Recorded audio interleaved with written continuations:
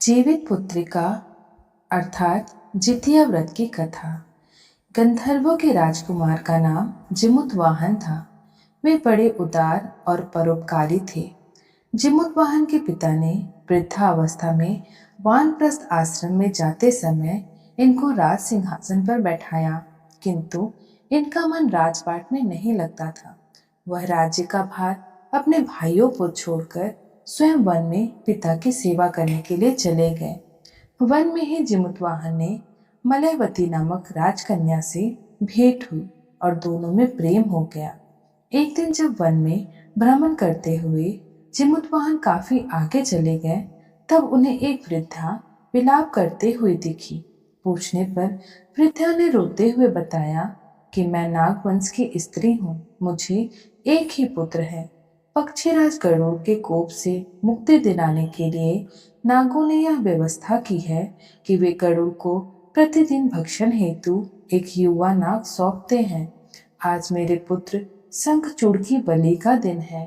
आज मेरे पुत्र के जीवन पर संकट है और थोड़ी देर बाद ही मैं पुत्र विहीन हो जाऊंगी। एक स्त्री के लिए इससे बड़ा दुख क्या होगा कि उसके जीते जी उसका पुत्र ना रहे। जिमुतवाहन को यह सुनकर बड़ा दुख हुआ। उन्होंने उस वृद्धा को आश्वस्त करते हुए कहा, डरो मत, मैं तुम्हारे पुत्र के प्राणों की रक्षा करूंगा।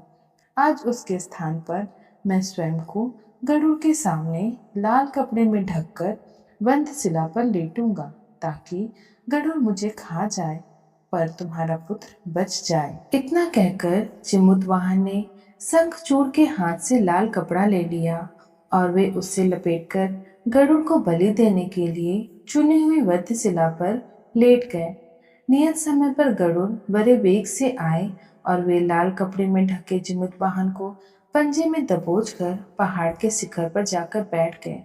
गरुड़ ने अपने कठोर चोंच से प्रहार किया और जिमुतवाहन के शरीर से मांस का बड़ा हिस्सा नोच लिया।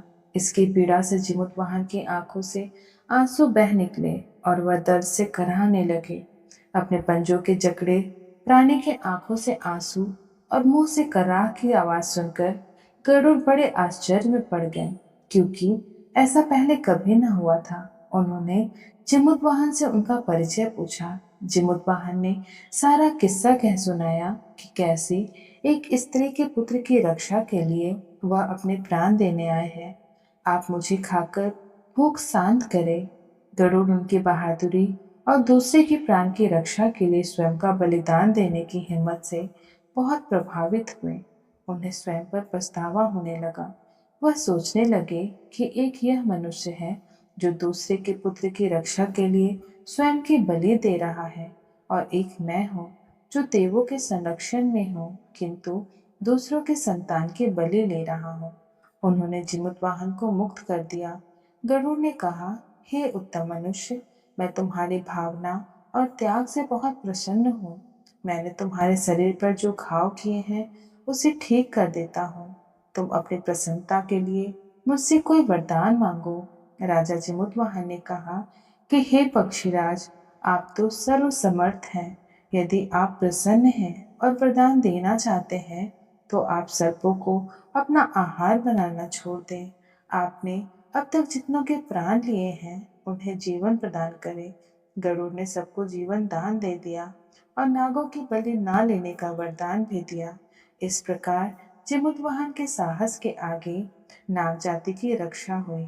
गरुड़ ने कहा, तुम्हारी जैसी इच्छा है वैसा ही होगा। हे राजा, जो स्त्री तुम्हारे इस बलिदान की कथा सुनेगी और विधि पूर्वक व्रत का पालन करेगी, उसकी संतान मृत्यु के मुख से भी निकल आएगी। तब से ही पुत्र की रक्षा हेतु जिमुतवाहन की पूजा की प्रथा शुरू हो गई। यह कथा कैलाश पर्वत पर भगवान शंकर ने माता पार्वती को सुनाई थी। जीवित पुत्रिका के दिन भगवान श्री गणेश, माता पार्वती और शिवजी की पूजा एवं ध्यान के बाद यह कथा सुननी चाहिए। जितिया व्रत की दूसरी कथा। धार्मिक कथाओं के अनुसार एक विशाल पाकड़ के पेड़ पर एक चील रहती थी। उस पेड़ के नीचे एक सियारिन भी रहती थी। दोनों पक्की सहेलियां थीं। दोनों ने कुछ महिलाओं को देखकर जितिया व्रत करने का संकल्प लिया और भगवान चिमुतवाहन की पूजा का प्रण लिया। लेकिन जिस दिन दोनों को व्रत रखना था, उसी दिन शहर के एक बड़े व्यापारी का निधन हो गया और उसके दाह संस्कार में सियारिन को भूख लगने लगी। मृत्यु देखकर वह खुद को रोक न सकी और उसका व्रत टूट गया। पर चील ने संयम रखा और भक्ति भाव व नियम पूर्वक व्रत करने के बाद अगले दिन पारण व्रत किया। अगले जन्म में दोनों सहेलियों ने एक ब्राह्मण परिवार में पुत्री के रूप में जन्म लिया। उनके पिता का नाम भास्कर था। चील बड़ी बहन बनी और सियारिन छोटी बहन के रूप में जन्मी। चील का नाम सीलवती रखा गया। सीलवती की शादी बुद्धिसेन के साथ हुई, जबकि सियारिन का जन्म कपूरावती रखा गया और उसका विवाह उस नगर के राजा मलकेतु के साथ हुआ। भगवान जिमुतवाहन के आशीर्वाद से सीलवती के 7 बेटे हुए, पर कपूरावती के सभी बच्चे जन्म लेते ही मर जाते थे। कुछ समय बाद सीलवती के 7 पुत्र बड़े हो गए और सभी राजा के दरबार में काम करने लगे। कपूरावती के मन में उन्हें देखकर जलन की भावना आ गई। उसने राजा से कहकर सभी बेटों के सर काट दिए। उन्हें 7 नए बर्तन मंगवाकर उसमें रख दिए और लाल कपड़े में ढककर सीलवती के पास भिजवा दिए। यह देखकर भगवान जिमुतवाहन ने मिट्टी से 7 भाइयों के सिर बनाए और सभी के सिर को उनके धड़ से जोड़कर उन पर अमृत छिड़क दिया और उनमें जान आ गई। 7 युवक जिंदा होकर घर लौट आए। जो कटे सिर थे, जिसे रानी ने भिजवाया था, वह फल बन गए। दूसरी ओर रानी कपूरावती बुद्धिसेन के घर से सूचना पाने को व्याकुल थी।